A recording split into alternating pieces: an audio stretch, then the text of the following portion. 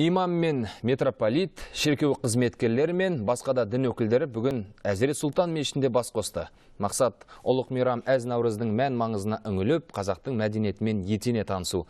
Наурыз дін мен ділді дараламайтын қазақстандықтардың ортақ мерекесі, бірлік пен берекенің белгісі. Жиынға жиылған түрлі дін өкілдерінің ортақ ойы осындай.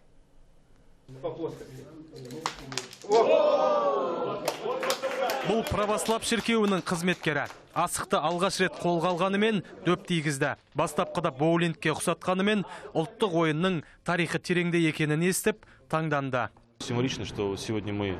Бүгін тап осы Әзірет Сұлтан мешітінде бас қосқанымыз кездесуге ерекше мән берді. Бізде қонақ жайлығымызды танытып, діни бірлестік жетекшілерінің келесі кездесуін Успенский кафедралды соборында өткізу туралы ұсыныс жасадық. Наурыз ешбір дінге қатысы жоқ ерекше мереке. Шығыс күнтізбесі бойынша жыл басы. Сондықтан да дінбасылар қазақстандықтарға ортақ құттықтауларын арнады.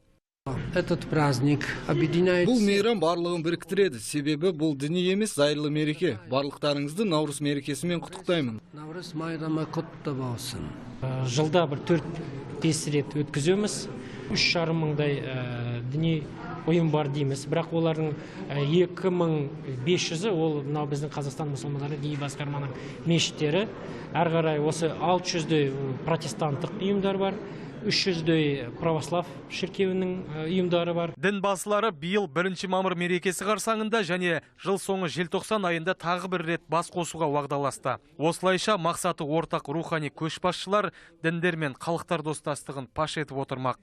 Дулат Абибуллаев, Мақсат Тастенбеков, Қазақстан ұлттық телеарнасы.